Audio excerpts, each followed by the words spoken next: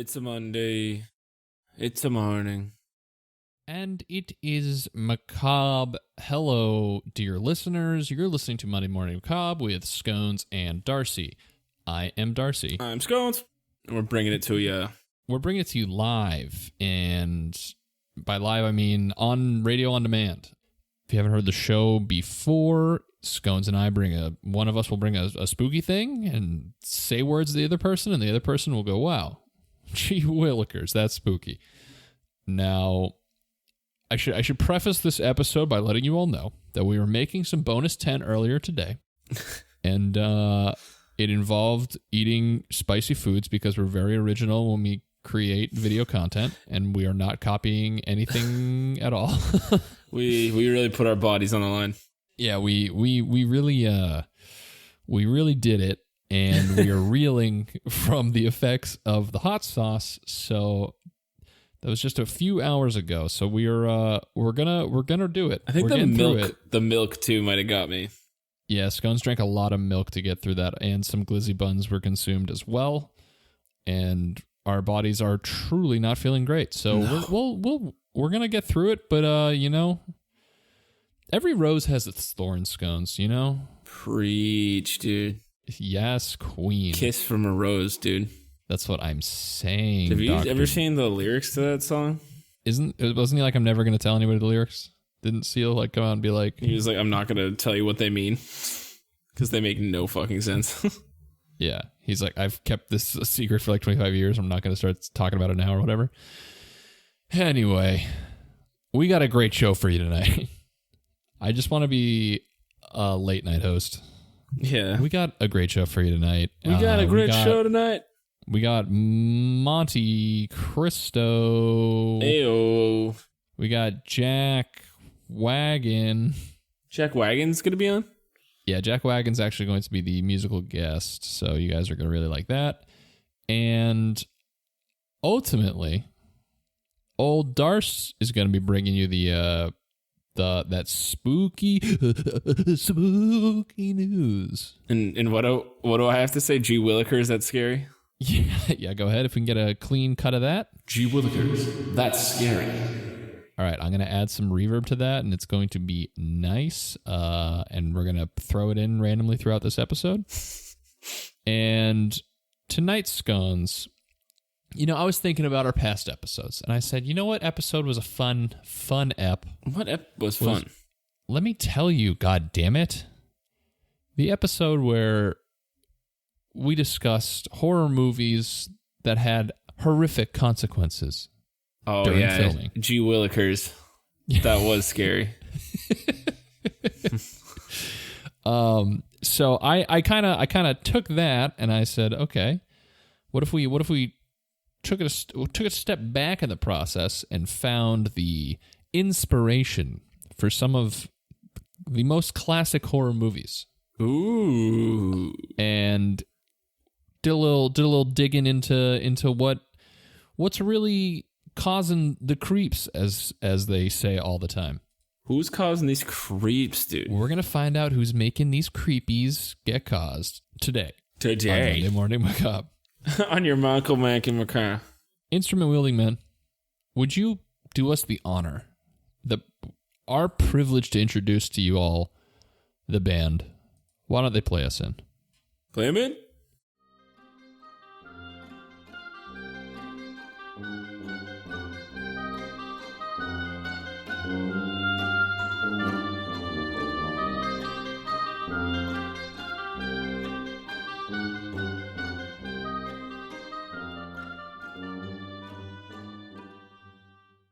Skeet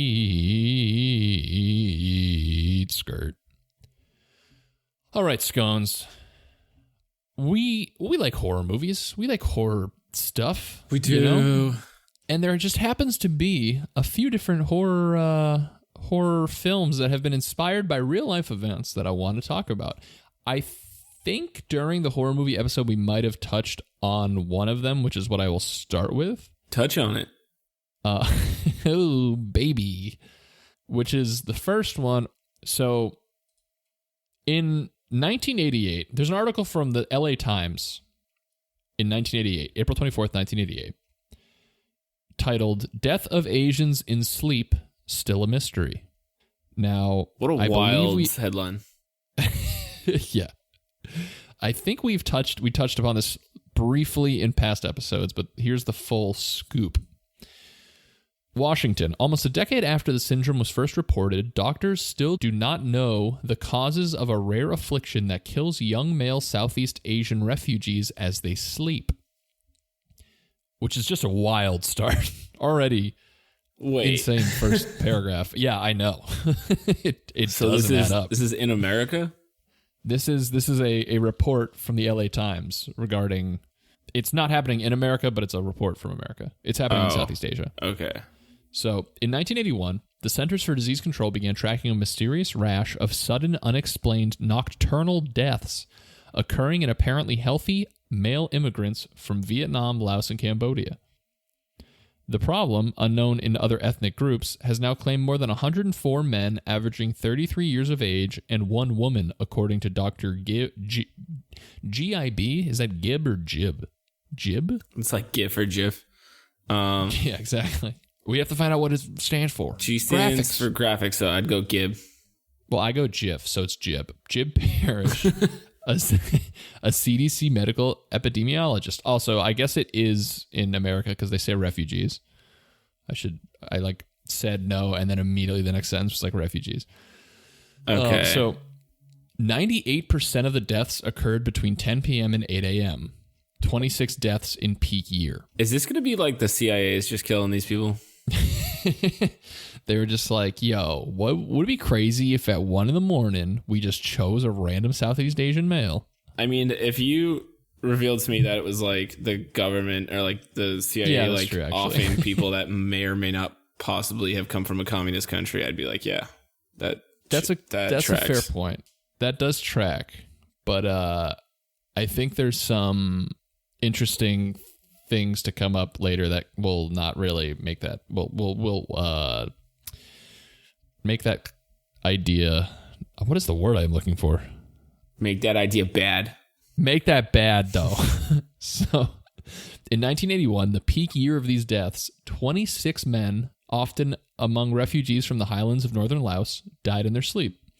Usually victims were simply found dead, but when medics arrived quickly, the men's hearts were fibrillating or contracting wildly, a symptom Parrish said may result from numerous possible causes. Dr. Ronald Munger, an epidemiologist at the University of Minnesota, said that the epidemic of unexplained deaths of the refugees has declined sharply in the United States as Southeast Asian immigration has declined, but that the problem is still common in refugee camps in Thailand. Many theories have been proposed as to the cause of these deaths, including genetic, anatomical, and physiological factors. Many suspect also poor diet. Now, Munger, noting that the death rates subside the longer the refugees are in the United States, said his hypothesis that the deaths are the legacy of poor diet in refugee camps or Asian homelands. This June, he will present at a conference results of studies he has done on sudden deaths in Thai refugee camps. So, that's like, there was this wide sweeping, weird sleep death happening in Southeast Asian males, right? Now, there was an interview done with Wes Craven. Ooh, Westy boy. Oh, Westerly crave me up some yums. Wes Craven yums. So Wes Craven sees this article and he's like, I gotta make some money, baby. By God, I need to create. So here's a quote from Wes Craven after he reads these newspaper articles. And this is about the creation of A Nightmare on Elm Street.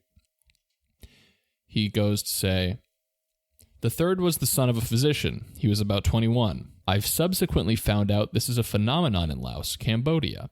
Everybody in his family said almost exactly these lines. You must sleep, he said. No, you don't understand. I've had nightmares before. This is different. He was given sleeping pills and then told to take them and supposedly did, but he stayed up. I forget what the total days he stayed up was, but it was a phenomenal amount, something like 6 or 7 days. Finally, he was watching television with the family, fell asleep on the couch, and everybody said, thank God. They literally carried him upstairs to bed. He was completely exhausted. Everybody went to bed thinking it was all over. In the middle of the night, however, they heard screams and crashing. They ran into the room, and by the time they got to him, he was dead. They had an autopsy performed, and there was no heart attack. He had just died for no explained reason. They found in his closet a Mr. Coffee maker full of hot coffee that he had used to keep awake, and they also found all the sleeping pills that they thought he had taken.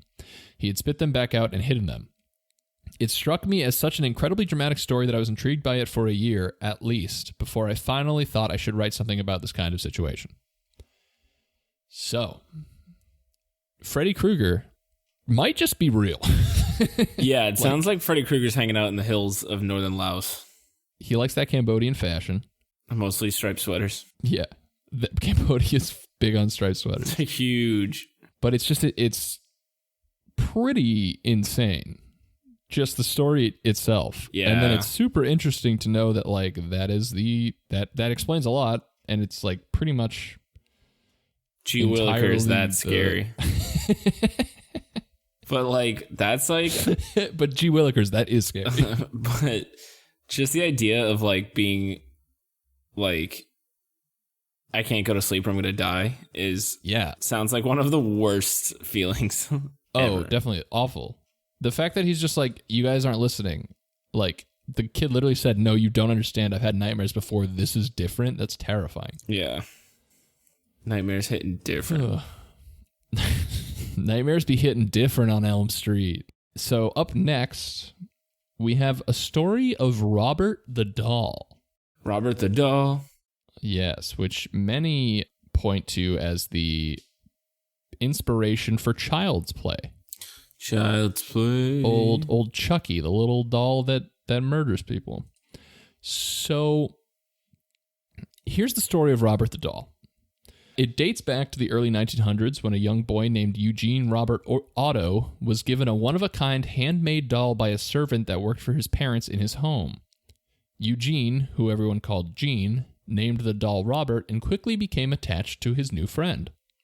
The home where Eugene lived, now called the Artist's House, is located at 534 Eaton Street and was built between 1890 and 1898 in Key West.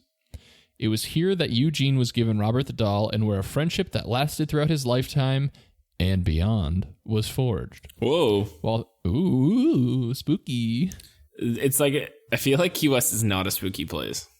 Key West is literally a pirate city that is still a pirate city in modern day. I have been there many times. There's just chickens running around the streets. That's awesome. There's literally pirates everywhere. It's an insane place to be. It's nuts. I was there when Katrina first hit in 2005. I was catching some rays. I was on the set of Matrix Trinity. I can't believe that filmed in Key West. The movie's so dark. Oh, yeah. No, there are a lot of green screens were used, but it was literally Key West. What was the third movie called? It was Reloaded. I don't know. Whatever. Who cares? Oh, yeah. What I don't even have the about? energy to look it up. Anyway, yeah. You guys are going to get a real low energy episode. While he seemed like an ordinary cloth doll, it wasn't long before Robert was involved in strange and somewhat terrifying events. The first hint that something out of the ordinary was happening was one night when Gene, who was only 10 years old, awoke to find Robert the Doll sitting at the end of his bed staring at him. Moments later, his mother was awakened by his screams for help and the sounds of furniture being overturned in her son's bedroom. Gene cried for help, begging his mother to rescue him. When she finally was able to wrench the locked door open, she saw poor Gene curled up in fear in his bed, his room in shambles, and Robert the Doll sitting at the foot of the bed. Robert did it were the only words Gene could get out. Oh, man. Also, what kind of creep names his doll Robert? That's a good point. It's way too like normal of a name for a doll. Yeah, it's very like formal and like it's not like Fluffy or or like whatever. Bobby at least like yeah, it's like this is my doll Theodore. Like, fuck that thing is haunted as fuck, dude. So Robert did it were the only words Jeans could get. Jeans. Robert did it were the only words Gene could get out. The same words he would later use many times throughout his childhood when something strange, mysterious, or destructive would happen. So that kind of points to maybe Gene's just kind of an a-hole and he's like blaming it on the doll, right? Yeah. He's using it as like a crutch. Right. However, there's some interesting events happen. Uh-oh. So, did Robert do it? Nobody knows for sure why or how this child's plaything could actually wreak havoc on a child's bedroom or do anything at all. After all, it was just a toy, right? Yes. But the weird... Okay, case closed. Next up, we have... But the weird and inexplicable didn't stop at that one occurrence. Jean's parents would often hear their son upstairs talking to the doll and getting a response back in a totally different voice. They reported seeing the doll speak and witnessing his expressions change. So now the parents are saying, yo, we've seen this thing make faces and speak. Gee willikers, that's scary. So either it's a real GWTS, a Gee willikers, or it is everyone is in on it, and that seems like a lot of whole family's a bunch of crazy people. Yeah, just crackpots. I mean, it isn't a pirate city, so... True. That's a good point. Giggling and sightings of Robert running up the steps or staring out the upstairs window were also reported, which would be terrifying. Robert continued to live with Jean throughout his lifetime, and after Jean's parents died, he moved back into their home with his wife, Anne. If you're Anne, you're like, Jean, get rid of the doll you gave a adult human name. It's fucking creepy. Yeah, Anne, you gotta see the red flags when they happen. That is such a red flag. If anyone is dating someone with a doll named Robert, big red flag. Especially like a man. If you're dating a man, get out. Get out of here. Get out of here. So, Jean decided that the doll needed a room of his own and placed him in the upstairs room that had a window overlooking the street. Anne felt uneasy with Robert in the house, and although she couldn't put her finger on it, she wanted Jean to lock the doll up in the attic where he could do no harm. Jean conceded, and as one could imagine, Robert the doll was not happy with his new digs. Soon, visitors to the home heard footsteps in the attic. Yeah. The sound of creepy. The sound of someone pacing back and forth and devilish giggling. It sounds like he does like his new gigs. His new digs. Yeah, he's having a good time up there. He's like, look at all the space I got to walk around and do my yoga and calisthenics. Just walking around and giggling. Neighboring children reported seeing Robert watching them from the window in the upstairs bedroom and told accounts of the doll actually mocking them as they walked to school. When Jean, it's the doll's just leaning out the window like, nice backpack, idiot.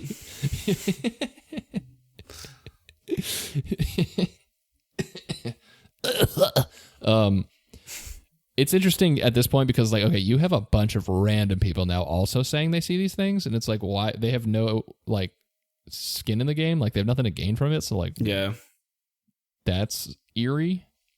So when Jean heard this, he immediately went to investigate, knowing that he had locked Robert in the attic, and there was no way he could be sitting by the window of the upstairs bedroom. To his complete shock, when he opened the door to the bedroom, there was Robert sitting in the rocking chair by the window. Jean locked Robert back up in the attic several times, each time discovering him again sitting by the window in the same upstairs bedroom. So, now we're going to cut ahead a little bit. Jean Otto died in 1974, and when a new owner moved into the house on Eaton Street, their 10-year-old daughter was delighted to find Robert the doll in the attic. This is like the end of the movie where, like, you think the doll's, like, finally, you know, they banish the spirit or whatever, and then this like new family moves in and a little girl like walks up and she's like, oh, I'm gonna name him Robert. Yeah. Yeah. So she was delighted to find Robert in the attic, but her delight ended soon when she claimed that Robert was alive and that the doll wanted to hurt her. She awoke often in the middle of the night screaming in fear and told her parents that Robert had moved about in the room. Now, it wasn't long before Robert the doll was given away, and today he lives in the East Martello Fort, where visitors from all over the world come to see him. So he is still in Key West to this day.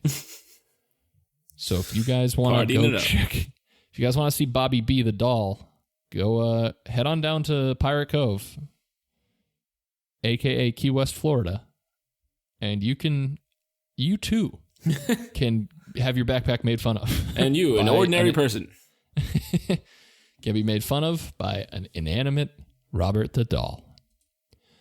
Wonderful. And I have one more here. Wonderful. Child's play. Wonderful.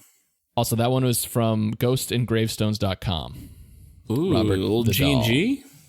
Honestly, the doll looks like a punk bitch. You think we could beat it in a fight? Dude, I could take this doll easy beans, dude. That's all I need to hear. One right hook and that kid is sitting down, taking a nap. Baby. Sounds like he's all talk. It's the most like Bostonian, like New Englander, like that doll ain't that scary. I could beat the shit. I could fucking kick that doll's ass. So the final one, it's creepy because we all know the Bloody Mary game, right? You go in, you look in the mirror, you say the name Bloody Mary a few times, and bing bang boom, you get got. So something similar happened and was the inspiration for what was to become Candyman. If you guys haven't seen Candyman, you say Candyman in the mirror enough times and he shows up with his hook hand and guts you from... I think it's 5 times? I think it's 5 times. Yeah. I'm pretty sure it's 5 times. And he slices you open with his hook. And the movie takes place in like a Chicago project, basically. The Cabrini Green Apartments is the place where the movie takes place. However, the inspiration for this comes from a murder that actually took place in Chicago. The murderer used an interesting avenue to enter the home. And at like Electric Avenue? Yeah, it was the Electric Avenue. He rocks down there. Slowly from far away. Just down in the street there is violence. So there's an article from the 80s, another 80s article, 87, 80s. Called "They Came In Through the Bathroom Mirror." Yikes. A murder in the projects. Ruthie Mae McCoy was the type who talked to herself and cursed strangers on the street. When she called 911, when she called 911, 911. When she called 911 to report that someone was coming through the medicine cabinet of her Abbott Homes apartment, she might have been hallucinating, but she wasn't. Ruthie Mae McCoy was terrified. "Someone has threatened my life," she gasped to the woman next to her. They were riding in a van that was taking them home from an outpatient psychiatric center at Mount Sinai Hospital. The woman urged McCoy to relay her fears to a staff member at the clinic, but McCoy said she didn't want to get anyone else involved. McCoy, 52, went through much of her life afraid. She was hounded by paranoia. Her fears weren't soothed by her dwelling place the last 4 years, a high-rise building in a near South Side Chicago Housing Authority project known as ABLA, where the van dropped her off this Wednesday afternoon, April 22nd. She lived in one of the 7 15-story brown Y-shaped towers named the Grace Abbott Home, the most dangerous buildings in ABLA. At 8:45 this April evening, Chicago police got a 911 call from McCoy.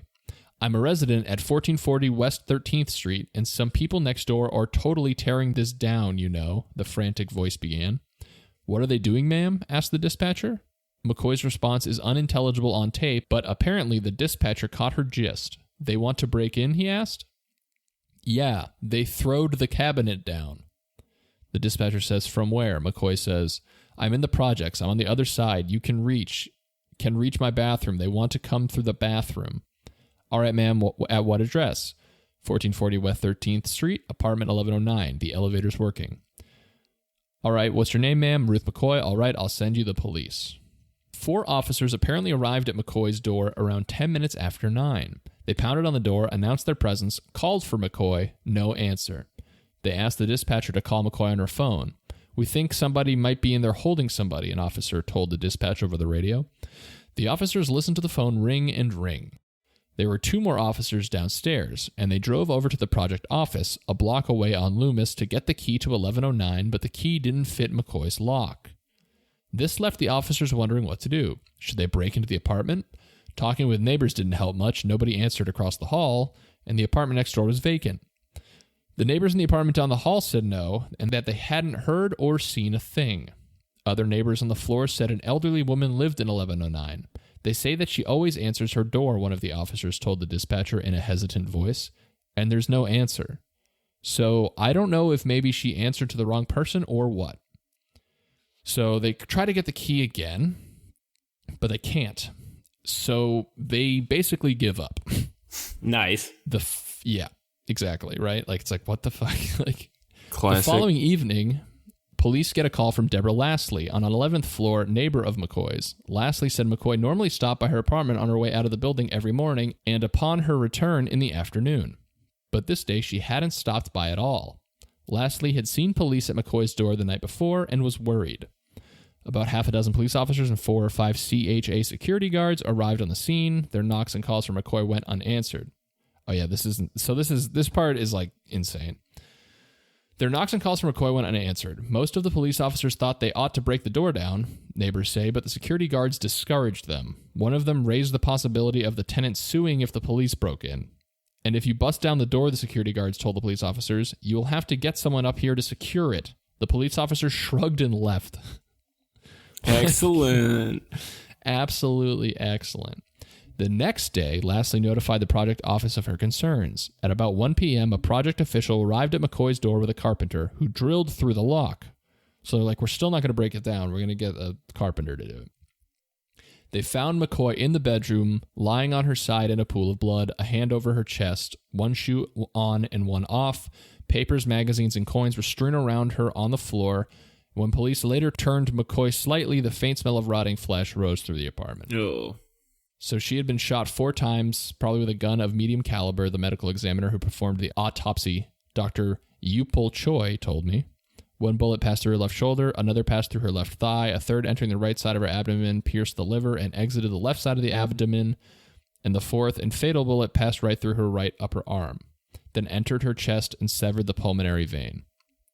The cause of death was internal bleeding.